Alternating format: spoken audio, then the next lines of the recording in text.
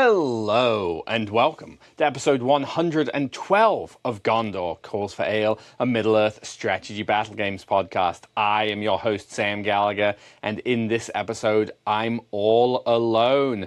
No Ben this time, but for a good reason. Ben is on vacation, having a little well-earned, probably relaxing, wouldn't be relaxing for me.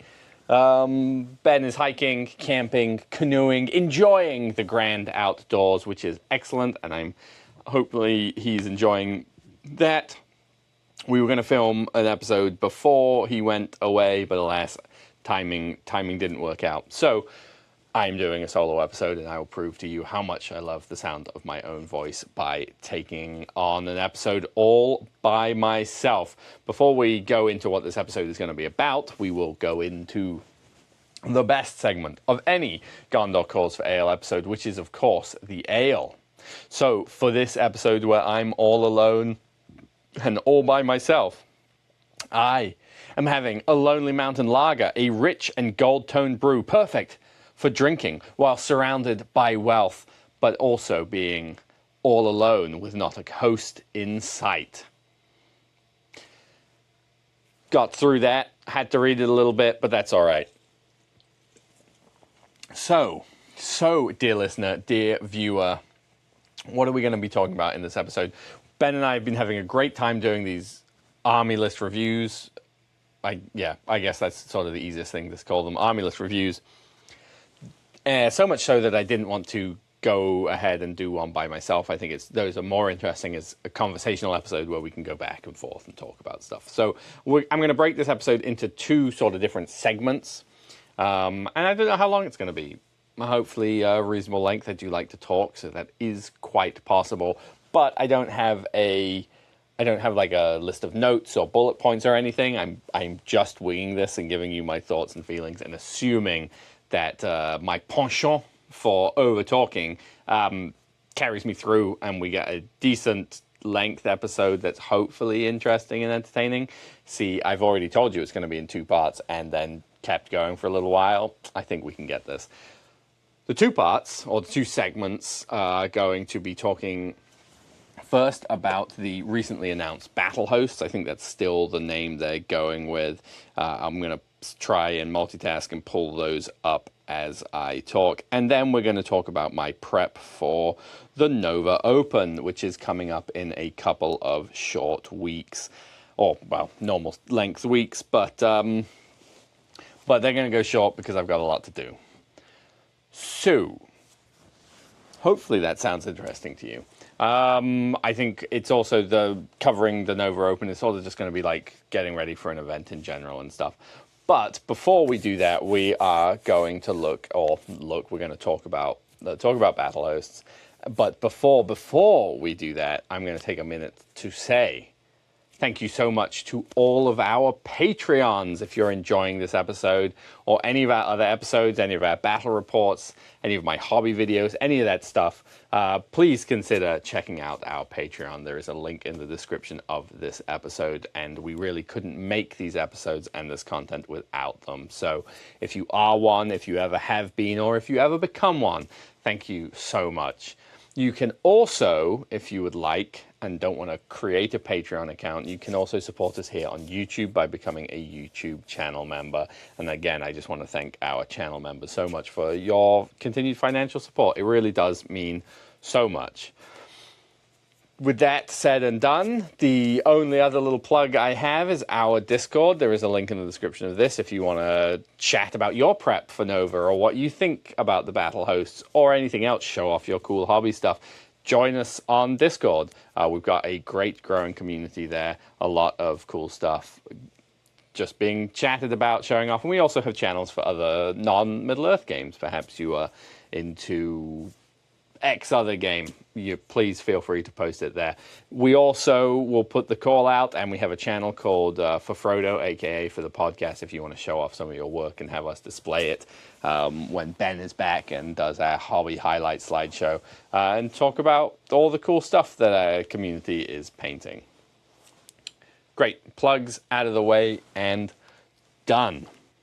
Let's talk about some battle hosts. We've got 3 new ones revealed, which is pretty interesting. I think the old ones are all either totally removed or have gone to temporarily unavailable, and there's plenty of speculation about what that means. First and foremost, we're going to talk about the new ones. So we have a Rohan battle host, which comes with Theoden. It looks like a box of the new Riders of Rohan. So six Riders of Rohan and 24 Warriors of Rohan on foot. These are all fantastic new plastic kits. And we don't know what the price point is, but I'm gonna guess. Let's take a guess. US dollars, I believe the Warriors of Rohan are 80 and the new Riders are 54. So I think I said that very confidently, but I believe that's what it is. So I'm going to guess it's going to be around 130. I bet that you basically get the troops, or you pay for the troops but get Theoden for free, would be my assumption. Maybe you'll get a bit more of a discount than that, but I'm going to guess. I'm going to guess it's Theoden and the troops for free. But this will be an awesome looking army because the new troops are fantastic. And that Theoden model is also very nice. An interesting choice, somebody in our Discord, this would have been the perfect time to plug it, but I didn't think about it earlier because I go scriptless, as we, I think, already said.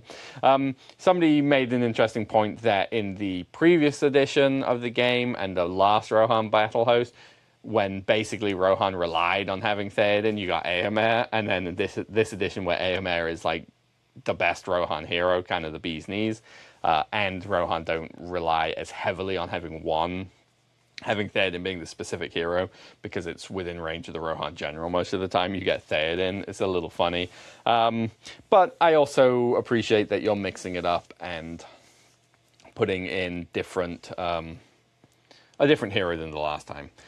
I do think it is maybe a shame that it didn't include the command as well.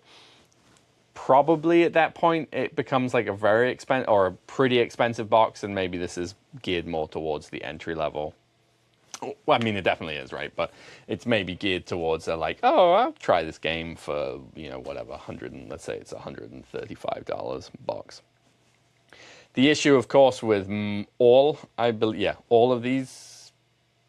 of these battle hosts is they are not legal armies.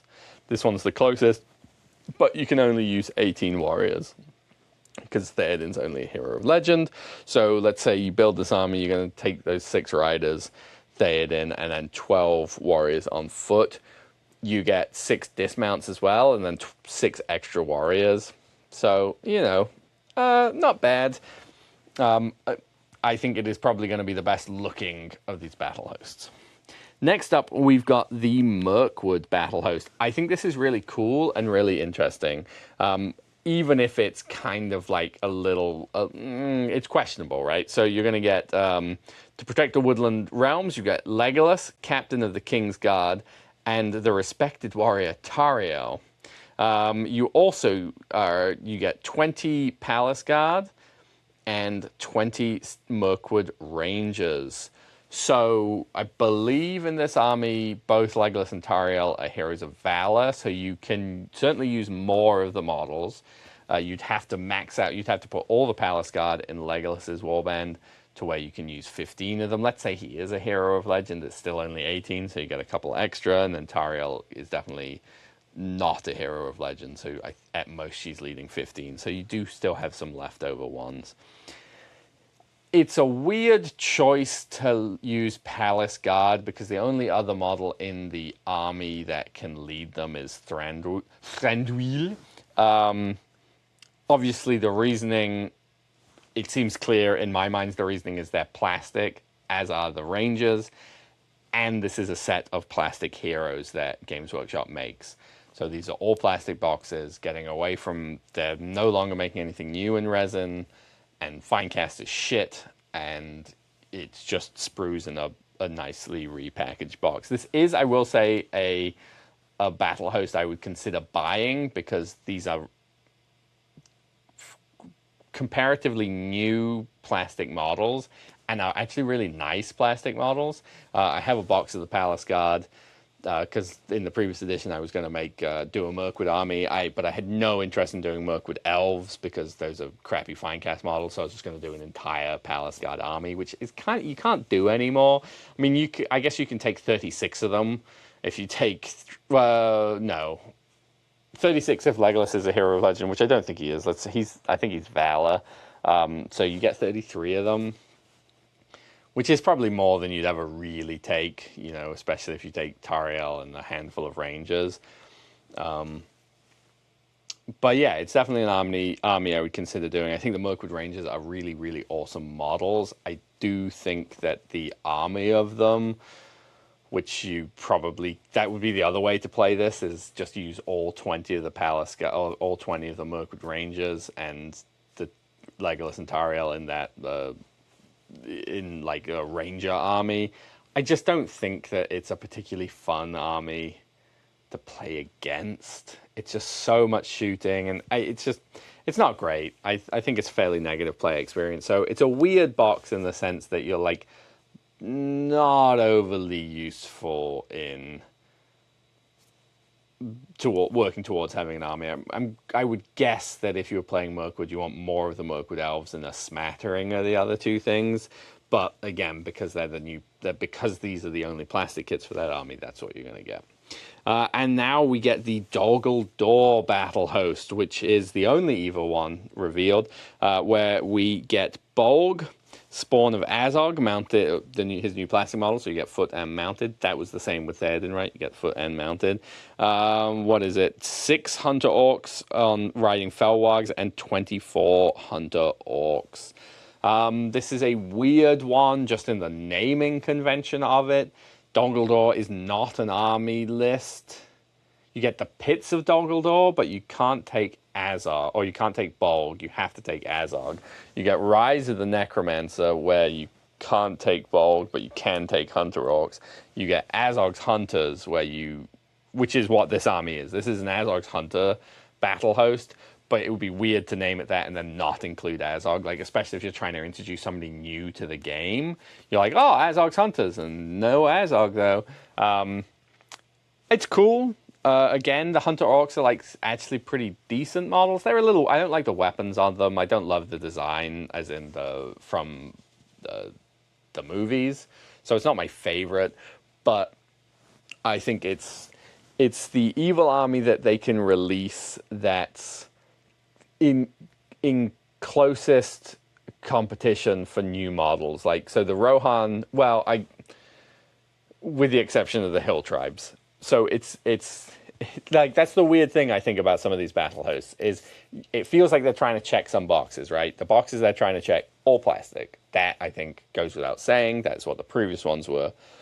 I think the other box they're trying to check is new, nicer models. I think not having, the plastic orcs maybe came out in 2002. Let's say they came out with the 2 towers, but it was probably 2001.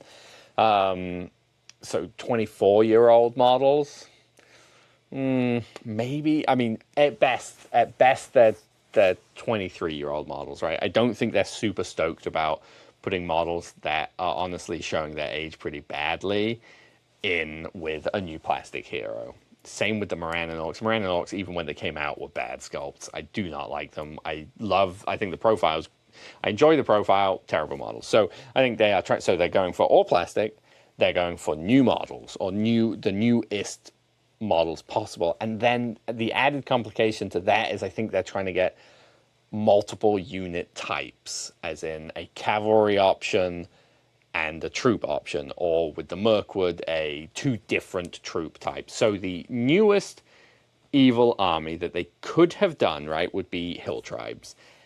You have Hill Tribes commanders, so you could have had the HQ. There would be, and you have Wolf and Targ as a box set. So it would be probably 24 Hill Tribesmen, box of Hill Tribesmen, Wolf and Targ. But then you don't get that second box set option. So unless you just get 48 of them, Wolf and Targ, but that's not necessarily going to sell, I don't think, great, because I think some amount of this box is like some of the target audience are people like me who are like, oh, I already played this game and like it. I'm going to maybe pick up a new army this way, right? Which works for stuff that's not in the starter set much better. Given that the riders weren't in the starter set, you can get away with doing Rohan again, and you're saying like, hey, this is a different era of Rohan. This is War of the Ring Rohan, not we threw a Helm Hammer hand in there instead. It would have been really cool to do like Hera and the stuff. Anyway, whatever. So it's War of the Ring era Rohan, makes a little more sense to me. So I think weirdly, the only option they had for Evil to check those three plastic, newer models, multiple unit types was the Hunter Orcs. Because let's go through it. The other new plastic heroes for Evil, so we've discovered why, or I've given a justification perhaps of why Dunland didn't work, or Hill Tribes. The other new plastic heroes for Evil, Witch King, that would be Orcs. Doesn't check the new, right? You got Saruman, who already has a battle host, and again doesn't check. Saruman checks new, but the Uruk-hai are still over 20 years old, but it does check the different unit types. You can have scouts and warriors. But then they might as well just re-release the box. That's the same box they had, which is temporarily unavailable and probably will come out, and my assumption is just being repackaged. As much as I would love new plastic Uruk-hai, that I don't see that happening anytime soon anyway. So Saruman doesn't work. Gothmog, great model. You give him Moran and Orcs. He's not, I guess, Legions of Mordor. He's in an army with Wolf Riders, but it's probably it's Moran and Orcs and Wolf Riders are the second, or it's Orcs and Wolf Riders. Now they added those back into the battle company. So, but they don't check the new models. Is there another Wolf Targ? We talked about them. I don't, off the top of my head, I don't think there is another newer evil hero in plastic available outside of Bolg, which is what they've gone with. So now we're looking at newer units. So the other option would be Goblin Town, right? Goblin Town came out probably before Hunter Orcs, but in the same kind of era. And I think they have two problems. One, they don't have multiple unit types, so you'd be getting a Goblin, so you'd get a sprue that's the Goblin King, Grinner, the Scribe, a piece of terrain, because that's what comes on that sprue, and then Goblin Warriors.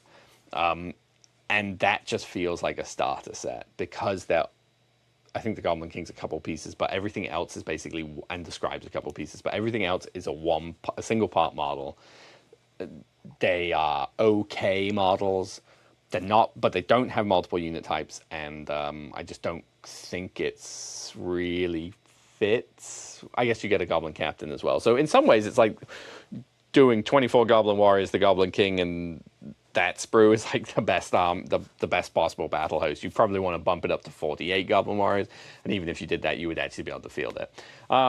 3 Trolls would be another one, but that's not a battle host. That's just the box that's already available. So I think they were weirdly cornered for evil models as to what they could release because of the available new heroes in plastic and armies with multiple unit types. So Hunter Orcs it was, bit weird with Bolg.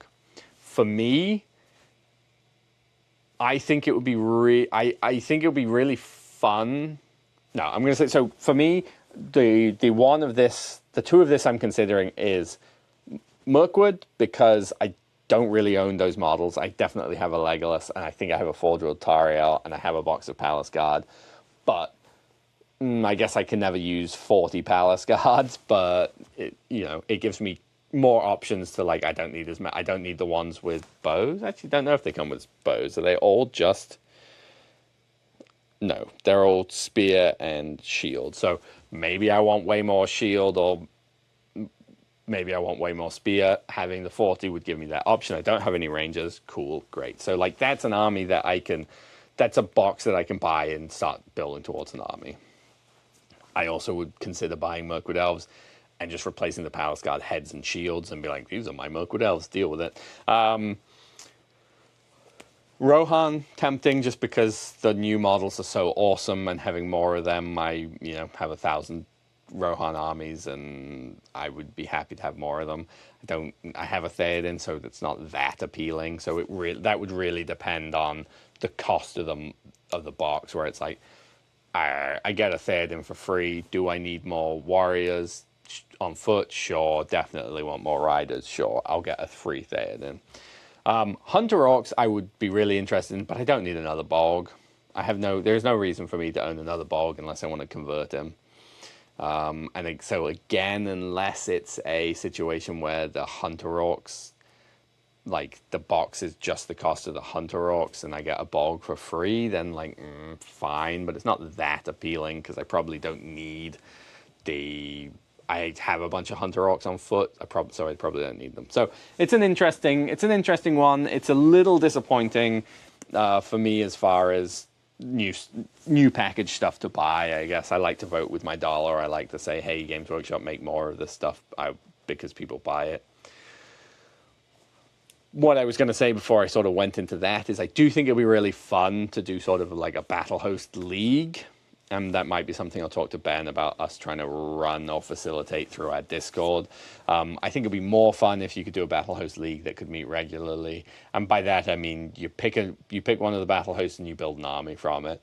Or having to try and figure out equivalents. But I think it'd be fun to buy the Battlehost and you're like, okay, you buy the Battlehost and the heroes you need for it. You paint it up, you play some games, and you end the 6-month league with a new army that you've fully painted and done, and have a cool prize. If we're going to facilitate and run one across through our Discord, it would be a hobby project. So it would be pick a battle host, paint the battle host.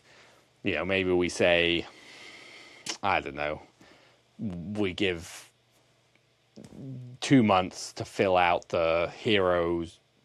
No, that doesn't quite work. Anyway, some amount of time to paint the battle host, then add a thing every month or something, and at the end, we'll mail the winner off something cool. I think we've been sort of trying to do some community building stuff like that, and I do think that some of it seems to require a little motivation in the form of prize, maybe it's just like, hey, here's whatever, $50 towards the next unit for your army, or like, here's the cost of another battle host or something, to where we're not like shipping. As cool as it would be to be like, here's Sting, that's expensive it's expensive to buy and then expensive to ship, because I don't want to be like, well, we're only including Canada because Ben can ship from Canada, or continental US because I can ship from here.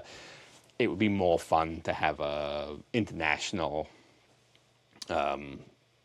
competition's not quite the right, but international gathering of people working towards an aim. I think that would be very cool. So maybe that's something that we'll try and do, and keep an eye out, join Discord and keep an eye out for it. Send me a message, drop us a comment, whatever, if that's something that you would be intrigued to do or try. We'll see. Right. Good job, Sam. 20 minutes worth of content. It's a funny thing to even make content about, because it doesn't really mean anything. It's just like, hey, look, here's a nothing article about nothing. It is not an emergency podcast situation, which some number of creators certainly did. The other thing there is, I will say, and then we'll move into what I thought was going to be the more major segment of this episode, is the wild speculation and desire around what this means. Is there no Mordor Orc one because we're getting new plastic Mordor Orcs? Maybe. Probably not. I hope so. I want new plastic models for all of the old armies. I want the whole range basically to be redone, but I don't think that's realistic. Mordor Orcs feels like it's a safe Feels like it's a good one for them to do because they're in so many different armies, and you need a lot of them, and they just got added to more armies, so that seems appealing. I also think for a similar reason, elves would be pretty good, like high elves, because they go in Last Alliance, Rivendell, Linden, and Battle of Fornost. So they like go in 4 different armies, and they're some of the oldest models in the range. I don't think that any of this is happening. I think maybe maybe those boxes are disappearing because they're getting repackaged. I think it's more likely than we're getting new models, but I hope to be wrong. I desperately hope to be wrong. All right, with that said, we're going to move into segment, whatever, part. I don't want to say part because it makes it sound like it's a separate episode. We're going to move into talking about the Nova Open and preparing for this event. And I could have segued very well by saying, talking about some of the oldest models in the range, I have been painting a lot of some of the oldest models in the range. Not elves, not Numenorians, it's Moria goblins. And some of these Moria goblins that I've been painting came from that awesome Last Alliance box set, the Fellowship of the Ring era of the game, that green box, which was the weirdest matchup imaginable in the starter box. Not something that Games Workshop would do nowadays, that's for sure. So it was the Last Alliance, so it was Numenorians and High Elves against Moria Goblins, which is just so weird. Like, you know, that was the only big army, I guess, you saw in the only, like, army, right, that you see in the Fellowship of the Ring is the Last Alliance, Moria, and Mordor, and they didn't do Mordor Orcs, which thank goodness, because the plastic Mordor Orcs are slightly better than the plastic Moria Goblins. So they just had this battle that never happened, which was Moria Goblins versus Last Alliance. Maybe it was strategic. They had plastic, or they had metal Mordor Orcs, and they could sell more of them, and they would sell a metal Fellowship, and then you sort of like, well, if you buy the starter box and plastic or metal Mordor Orcs, you can have a game that makes sense. Or you can buy the starter box and the metal Fellowship, and then you can have a game that makes sense. Or it just wasn't at all thought about, and it was just like they didn't see the movie before the models had to be made and all of that stuff. So I've been painting some Moria Goblins for a Moria army. I hummed and heard. I really wasn't sure what I wanted to play at Nova. The Nova Open, for those of you who are not aware, is one of the 2 biggest GTs in the US. I believe that's still true. Adepticon and the Nova Open. Nova Open historically has been the biggest GT, though it hasn't sold out this year, as far as I'm aware. Maybe it has now, which is a little unusual. I think it's around 70 players, which is a good number for sure, but it sells up to 100, I think. So definitely undersold this year, I think. I think that is potentially for one of a couple of reasons, or a combination of a couple of reasons. I do wonder about the state of the game. I think that we've had certain armies just dominate for so long, and I think people may be slightly not into that. I think there's also a number of people who lost interest in the game when you couldn't build, when you didn't have the catalog of models in the lists that you could just sort of slam together. I also, it hasn't been super well advertised. Devin, the guy who runs it, runs a fantastic event and was a sort of pillar of the community for many years. Maybe I just don't travel in the same circles or don't see him as much, but he doesn't seem to be nearly as active in the community as he used to be. I know he's a very busy man, so that's probably a contributing factor to why he maybe not as active as he used to be. But I do think that makes a difference. I think if you're in the community, out there doing stuff, whatever it is, I think people are you're just naturally going to be talking up your event a little bit more. And then on top of that, I believe it was an issue with Nova, not with Devin, the organizer, but the player pack wasn't released early enough, in my opinion. It came out after the refund for the tickets ended, which I'm not saying, I do not at all think that was intentional by anyone. I just think it is what ended up happening. But I do think that, like, not being able to look at the points value of the event may have had people lose interest. There was plenty of whispers and rumors about that it was going to be 750, and it ended up being 750, which I actually am really disappointed about. I think 750 seems to be what people have decided is the points value. But that's boring. It's not a game. It is not a game like 40K where it's 2,000 points. That's what you play. Or the old world where it's, I believe, also 2,000 points. Maybe it's 2,500 points. Or War Machine where it's a 100-point games. It is not that. One of the awesome things about Lord of the Rings is that it's played at a wide range of points values, and the fact that a lot of the events are just 750, 750, 750. And I think Ben's experience, or what Ben's saying, seems to be that a lot of the OSBGL events, the Canadian League, it's 650, 650, with the occasional sort of outlying ones. And I'm not that interested in it becoming a standardized thing. I think it's more fun to be like, ooh, what can I fit in this points value? What can I fit in that points value?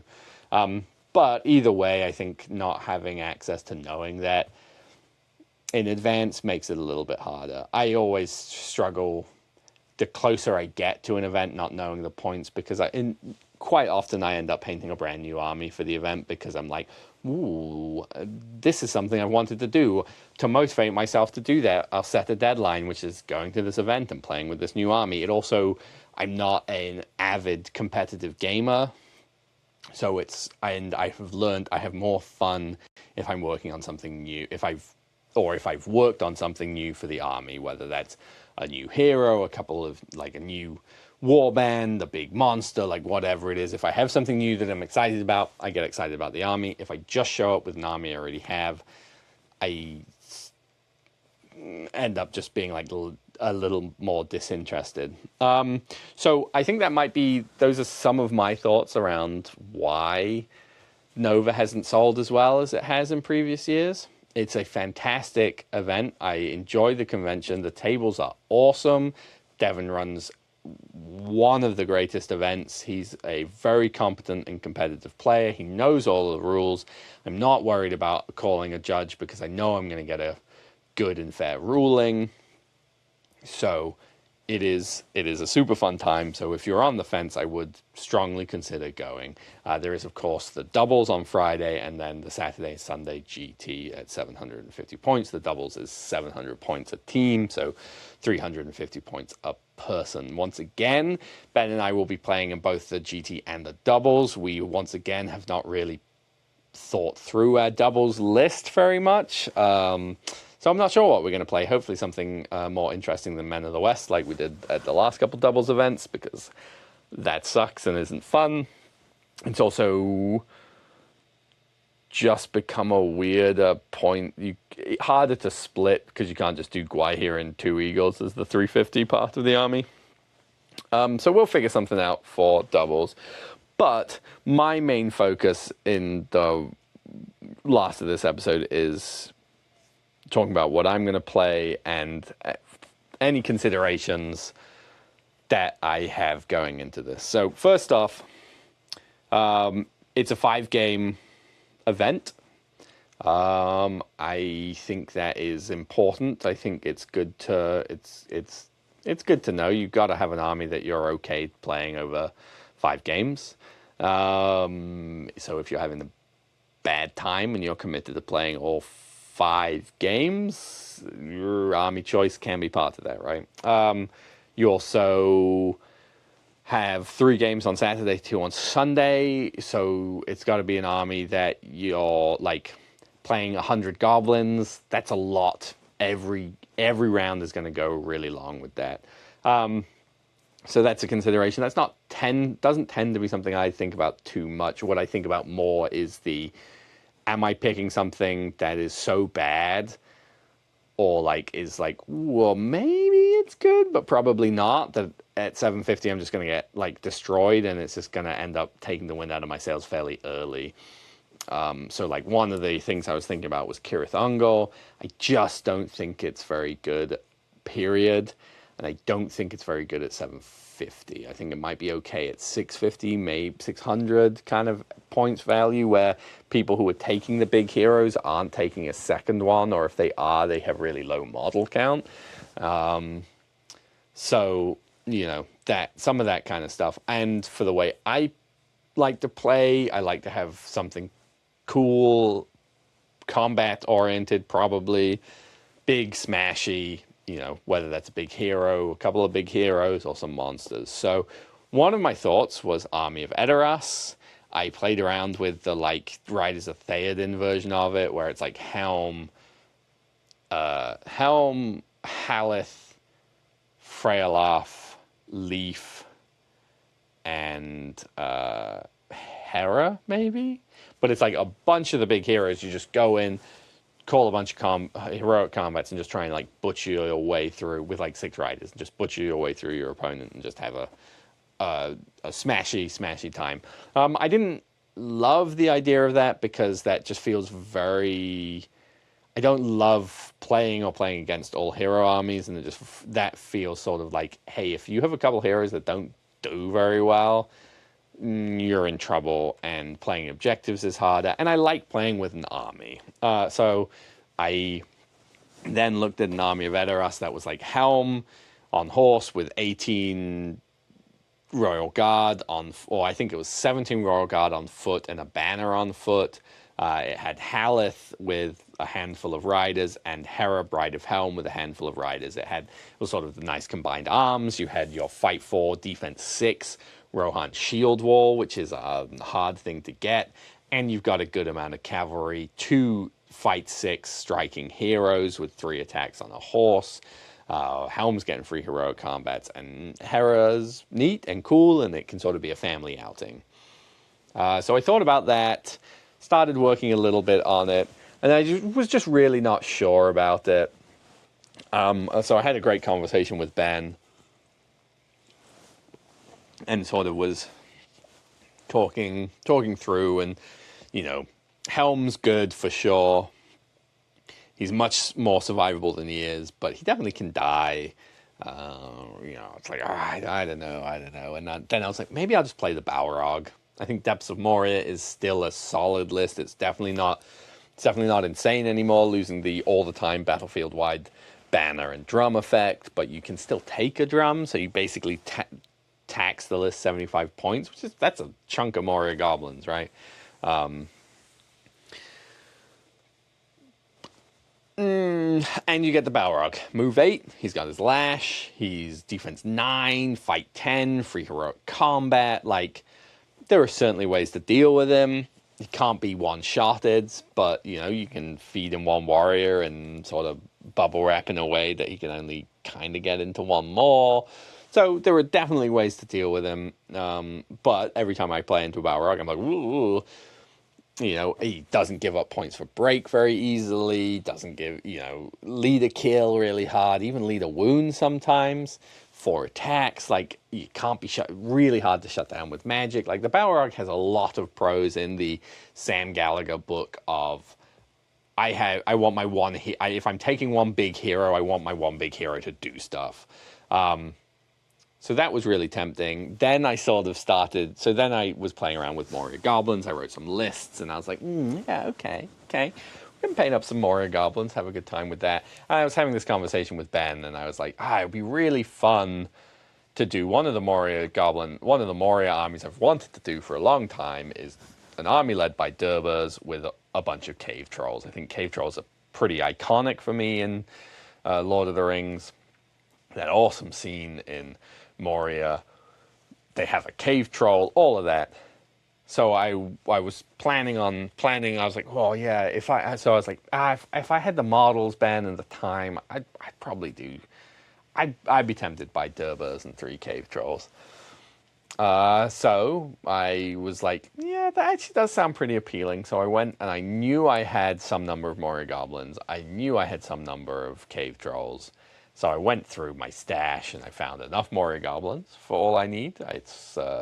I have 16 with spear, 16 with shield, and probably 16 plus with bow. I had 2 cave trolls, one with hammer and one with the plastic one with a spear. And I was like, I had a drum, I had a captain, a shaman. So I was like, okay, I can get, a few odds and ends. I'd need Durbers and Druzag. And so I built this list. I need another cave troll, and I built this list, and it also had 2 bat swarms, a couple spiders. And I was like, okay, this is looking promising. So I gathered all of this stuff and was like, that's what I'm going to play. And then I started, and that's when I did the thing that I said matters more to me with the playing a 5-game event, is like, it can't be so bad that I just can't win a game. And cave trolls are bad, right? They're expensive. They're on a 50 millimeter base now. They lost Burley. You can give them the spear for multiple wounds on a natural 6, and you get spear support. Right? I think it's... Yeah, it is that. Bats are good, but your general is fight 4. Ooh, that's not great. Moria goblins fight 2. Ooh, also not good. A bunch of them are going to be defense 4 because they don't have shields. So your shield wall is fight 2, defense 5. If you trap them, they get up to fight 3.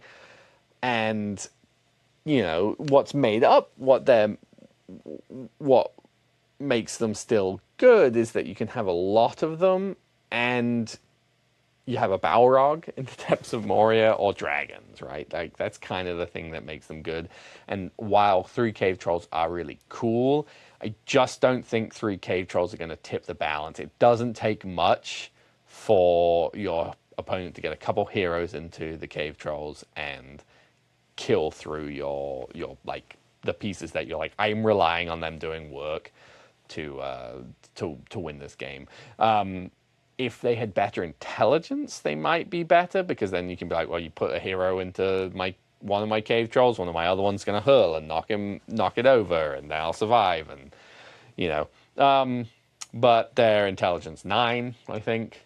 I think just quick tangent. I think you could fix cave trolls by making them beasts. Yes, it would mean they couldn't interact with objectives, but it would also mean that they could use Druzag's intelligence, which would be awesome, because then they'd be intelligence 6 on a hurl or something, or 7 at least, and they'd be much closer to hill trolls and great.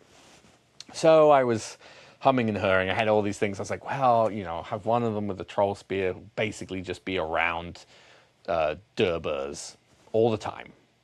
Either he's in the model that Durbers is fighting, if we're fighting a big hero, that way I get his fight.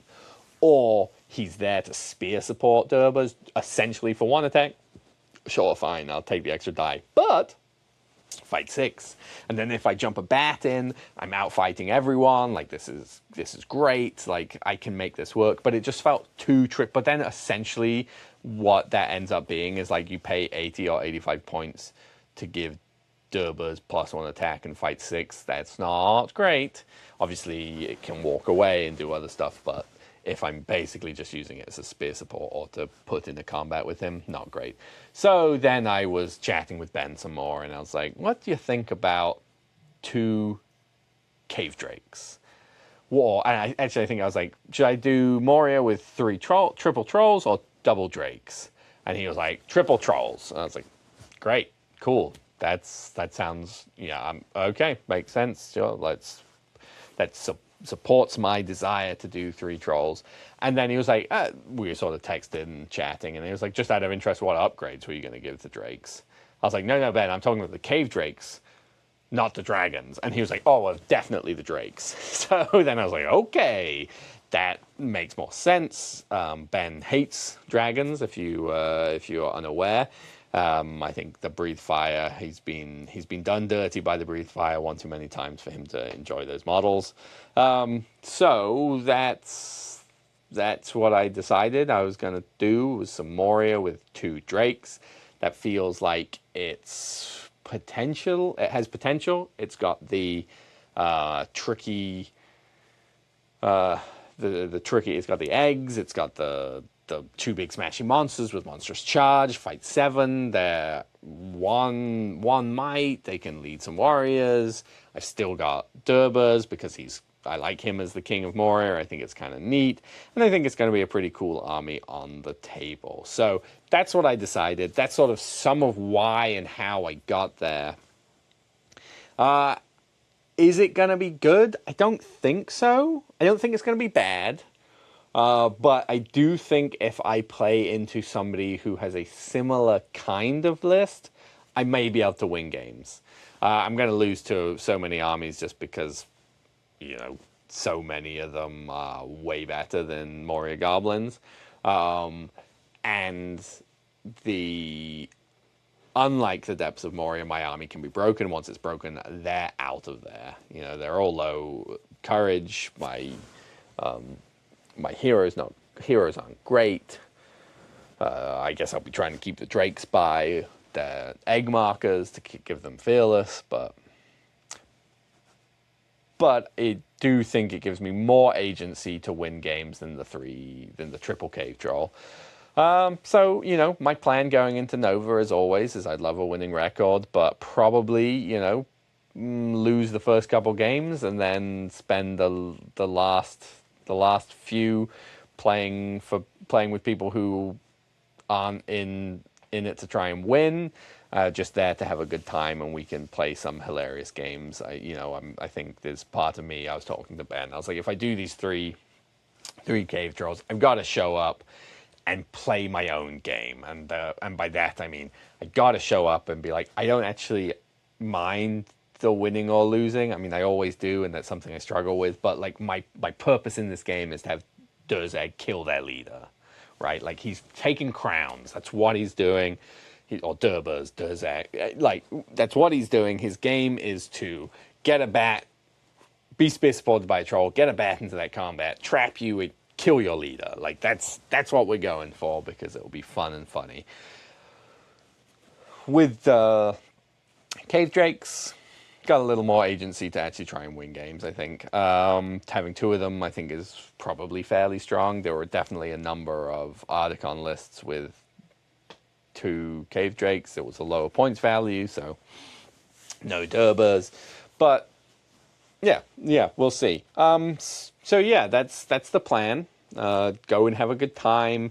Give people Easter eggs, chocolate eggs if they kill a Drake, and generally have a good time. And I'm not gonna win. My fear is that I play a couple of new people in the beginning and have some big smashy monsters that people might struggle to deal with, and then catapult myself up to a place where I'm like, oh, I don't want to be playing into this level of competitive player, which is always the thing I find the most stressful about these big events, is that first round where you're like, it's just random Swiss pairings, and like, man, I ended up playing somebody who's like here to try and win the whole event. Like, okay, yeah. So interesting stuff. Just on the preparing for an event, I think I've touched on some amount of it where it's like I need something new in the army to be excited about it.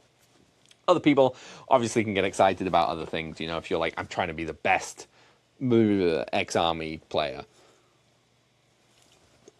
Great. You don't need to add anything new. You've tweaked this list, you've refined it perfectly, and now you're here to show up and prove that you can win an event with the army of Gothmog. I will say that after playing War Machine, where everything is basically Longshanks, it's all Longshanks all the time. Longshanks tracks the best players for certain factions. It does that for Middle-earth as well. Just Middle-earth uses, at least in North America, uses Longshanks, Best Coast pairings, and now Tabletop Admiral. You don't get that same level of like I would consider being like, I'm going to play Army of Gothmog because every event I go to is using Longshanks. It probably wouldn't be, Army of Gothmog isn't a particularly popular army. It probably wouldn't be that hard to become the #1 Army of Gothmog player, and that would be cool. That would be something I'd be striving for, right? So, some amount of that. With that aside, I need to focus on having something new and that I'm excited to play. Preparing for Nova specifically. The stuff that I usually go for at events, best sporting, that's my North Star. That's what I always try and shoot for and will pretty much always fall short. I don't think there is a best sporting at Nova. It is a hard thing to judge and give a prize out for. I do understand that. It's fairly subjective and there's no great way to do it. Best painted.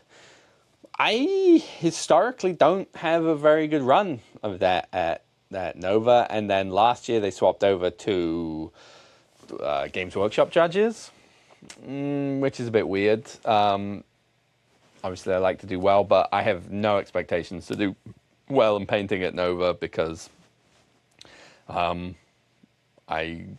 think my armies are all around the same painting standard and they haven't done very well in the past, and this one isn't like I haven't spent 20 hours per Moria Goblin. So I don't expect it to do particularly well, so we're sort of forgetting about that. And same with display boards.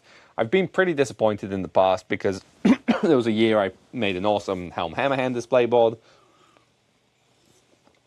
and was looking at the other display boards, and I was like, there's some nice display boards here, but mine is pretty, I'm really pleased. This looks really good, and I basically sort of got to the end and was like, I got it, man. And then I didn't win it, so I was like, sad face. I will try and make a display board. I have a really cool idea in the old head of what my display board for this army is going to be. I don't have a huge amount of time, so we'll see if that comes to pass or not. But again, I just don't expect to do particularly well in that either. I just historically don't do very well with the hobby side at Nova. Adepticon, very different story. That's my jam. They also give out big metal medals, so it's a little more exciting. So I honestly don't expect to do very well in any of that kind of stuff that I usually try and aim for. So I'm really aiming to improve as a person, be a more fun opponent, and have a good time, win or loss, and enjoy this army that I have converted some Drakes for and had a great time painting so far. It's been really fun painting these old Moria Garlands, and they're surprisingly not as terrible as I sort of had them in my mind as. There are definitely some issues, but whatever. The last thing I'll touch on that I think is probably worth saying about preparing for any event is, especially a big one like Nova and Adepticon, I've been there enough years that I know what the tables are like, and I know that maybe less than Adepticon, shooting can just wreck you. The tables are awesome and thematic, but many of them have just huge open spaces, and you just can get wrecked by shooting. So there is the reality that if you're trying to win, and you're a person who's I like a handful of bows, but maybe you push up to that 33%, maybe you're like Dale's the army for me. I hit on 3s and I can take 50% bows. I can take a couple wind lances to take out those big monsters. Maybe that's a consideration when you go to these events. It's not really for me, with the exception of I worry about taking a lot of low defense stuff. Because you can just hit a table where somebody's got a bunch of bows and there's no terrain and you can't do much about it. Again, I just try and ignore that. With the caveat of, which I'm sure I've said on this podcast before, it's kind of a thing. It kind of bugs me that people take this game so competitively, and at the same time, community really pushes these really cool tables. I'm you can't know that you're the best player. 40K has a thing going for where everyone is playing on the same laid out board every time. You can find out who the best is doing that. You can't find out who the best is if you're like, well, I took a Moomakill and hit every table that didn't have terrain on it.